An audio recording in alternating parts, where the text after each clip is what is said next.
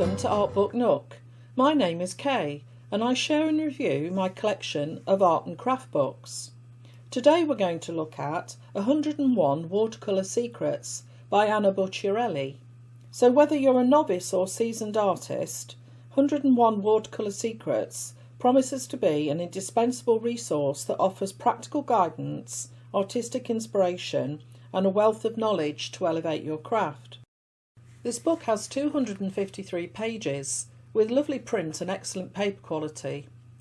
The book is thoughtfully divided into 10 main sections, which makes it really easy to navigate, especially when you're looking for something specific. You can dip in and out, find exactly what you need, and return to it whenever necessary. The sections include decoding pigment labels, exploring colour families, building your signature palette, tools that matter, essential techniques, favourite subjects, dealing with challenges and common frustrations, composition secrets, Anna's favourite tips and tricks, and unveiling your potential with strategies for growth in watercolour painting. I've decided to review this book as a video series, otherwise this book review will take well over an hour and I'm sure no one has the stamina for that. So I'll release a new chapter every day until we reach the end of this incredible book by Anna Bucciarelli. So here we are at chapter 5 in this video series, exploring Anna Bucciarelli's incredible book, 101 Watercolor Secrets. In this chapter, Anna shares the essential techniques she uses in her daily practice, everything from wet on wet, wet on dry, glazing, lifting, layering and much more. She explains how these can bring movement and texture and depth to your paintings.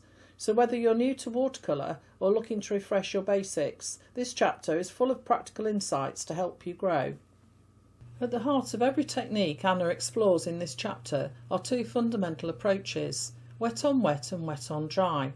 These simple concepts open the door to a vast array of effects, incorporating everything from timing, pigment saturation, to the way gravity moves the paint across the paper.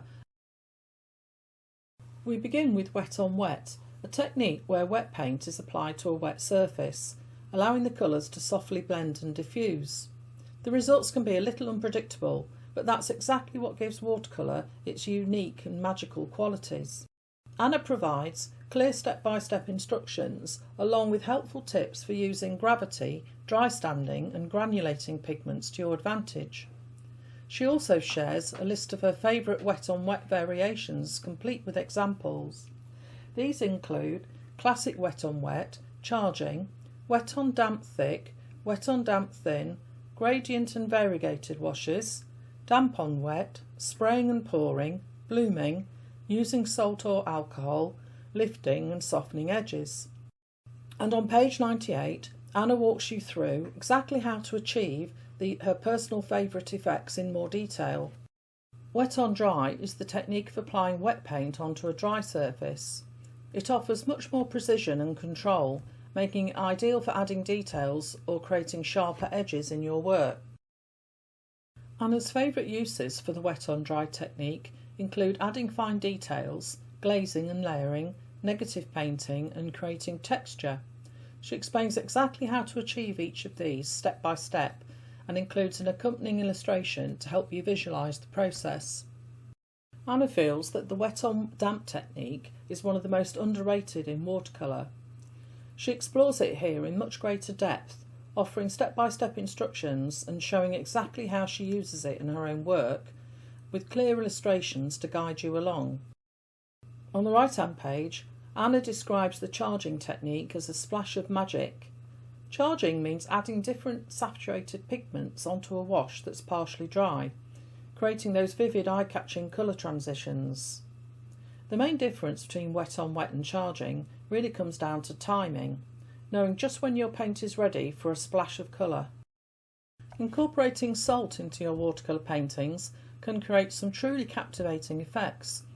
As the salt absorbs moisture from the paint, it leaves behind unique patterns and granulation that all add beautiful texture and interest to your work. You can sprinkle salt onto seascapes to capture the look of foam on crashing waves, or use it to suggest frost in winter landscapes, or simply add some interesting texture and visual excitement to an abstract painting. Leveraging gravity in your watercolour painting can create some really intriguing organic effects. It's a fantastic technique to use when you want to capture something like rain falling from clouds, letting the paint flow naturally and move across the paper. The lifting technique is all about lightening or removing paint from the paper's surface. It's a handy way to create highlights or even fix the odd little mistake. Of course, the pigment you select will make a big difference.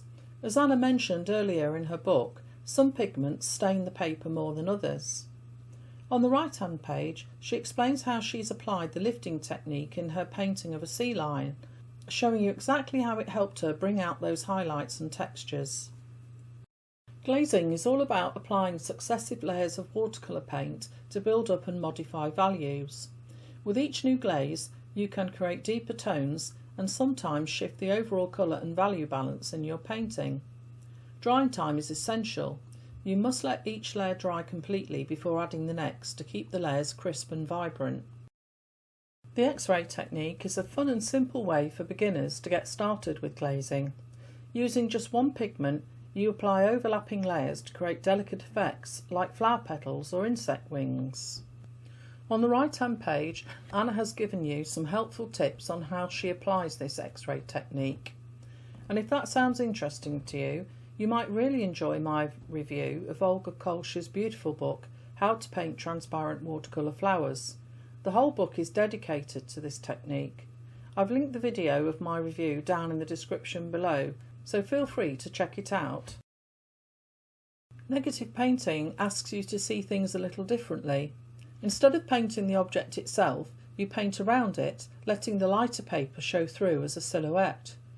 Anna walks you through 3 different ways to approach this technique, complete with step-by-step illustrations. She also explains how she used negative painting to build up her beautiful composition of nasturtium flowers. The underpainting technique starts with laying down an initial wash of colour before adding your main layers. Anna often uses this to set the underlying colour temperature of her subject.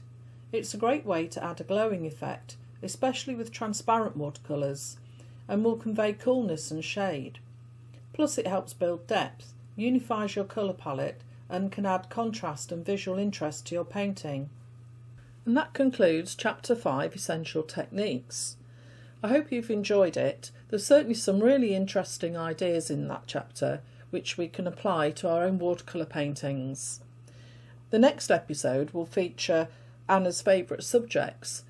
But in the meantime, you can find out more about Anna Bucciarelli's lovely work by visiting her website, where I've put a link in the description below, and I've also put links to where you can buy your own copy of this fabulous book. I hope you found this review helpful. If you did, please give the video a like. It really helps YouTube share it with others who enjoy art books too. I post a new art book review every week, so if you'd like to see more, do consider subscribing. I truly appreciate it. If you found the review helpful, please feel free to leave a comment below. I reply to everyone. And if there's an art book you'd like me to feature, just let me know. I'll do my best to review it for you. Thank you so much for watching, and until next time, happy painting.